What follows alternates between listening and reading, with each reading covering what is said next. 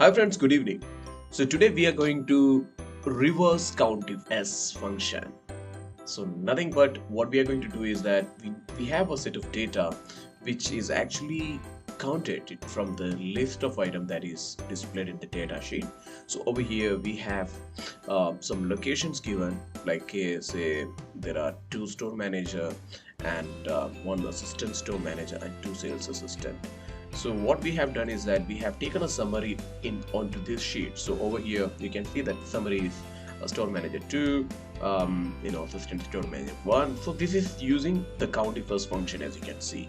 Okay, so what we need is that we need to reverse this function. Basically what we are looking is the moment when I enter, let's say if I enter any particular value here, let's say I enter 3, then it should automatically update over here, like it should go and display as 3 store manager. So it should be adding one more store manager in here, simple as that.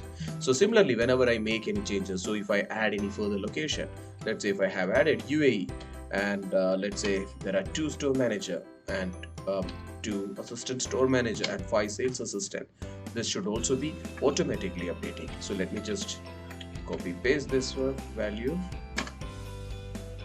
Okay, so this is what we are looking for. Straight away go for our working and see how we can work on this. In order to make this one happen, we have to convert this particular working area into a table. To make it into table, select and press Ctrl T and press OK. And once you have done that, now our working area is converted into table. It's a very simple formula we are going to use from Power Query, and to go to the Power Query window, you have to go to data and you can say from here, from table/range, click on that one. So while you are doing that one, make sure that you click on any of the places, like any of the places within the table, and then go and press from table/range. Once you have pressed that, it is going to open a Power Query window. Okay, so now you can see the Power Query window is open. Once the Power Query window is open, we are going to select the first location detail, because we want the location detail to be the base of our function, where we will be having the location we are going to enter the value of rest of this item. So we will be selecting location and right click and say that unpivot other columns over here.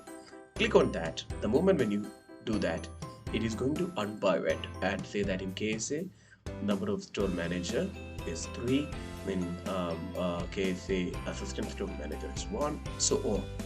Okay, now we need to add a custom column. Okay, to add a custom column, go to custom add column, this one over there on the top options, and then go to customs column option. Click on that, and once the custom column dialog box is open, you have to enter a very simple formula. The formula is table table dot repeat, this one, and then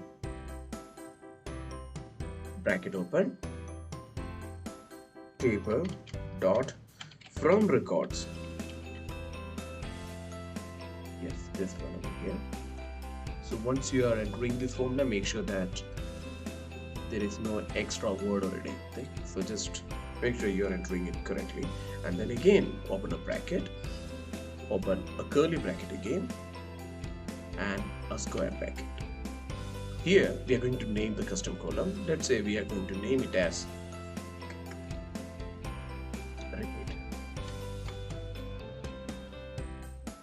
repeat column, repeat column, and we say that this must be equal to 1. Okay, we'll come to that why we are putting it as 1, and then close this one. So first we have to close the square bracket, then the curly bracket, and then finally the normal one, and then press comma and choose value here and bracket close. Let's understand the logic. So we are saying that repeat the column, okay, where repeat it from the records that is available, the records what is available there. Create a column, and the moment the column should be repeated as many times as the value says. So repeat column each time when whichever is displayed in the value. Okay, press OK, and it should take you added with a custom column over here. Okay, and what you need to do is press on this and see what had happened. Expand the selection. So once you have expanded the custom column which we have created, you'll able to see that the store manager, which we have said the value is 3, it has repeated to 3 times. 1, 2, 3. Assistant store manager was only 1 time, so it is only 1 time. Sales assistant, it has repeated 2 times, 1 and 2. So this repetition has happened. Now we can select the other 2 because we don't really need this one in our display, right? So click on and select these 2 elements, and then right click and say remove columns. Once you have done this, go to file and say close and load. So once you have done that, you are going to get your data as per the format that we were looking. Let's test this one, right? So let me say that this is the result.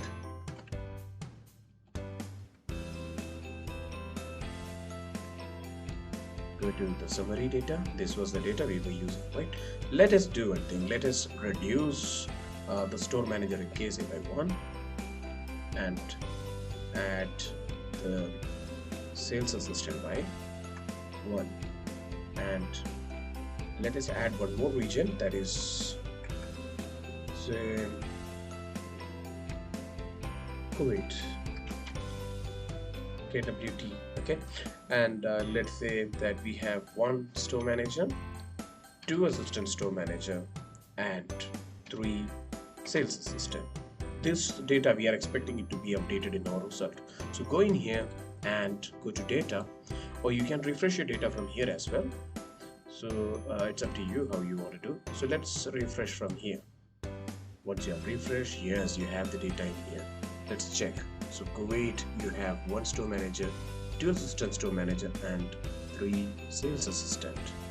In case we made 1 changes, that is 1 store manager, 1 assistant store manager, and 3 sales assistant. You can go and check.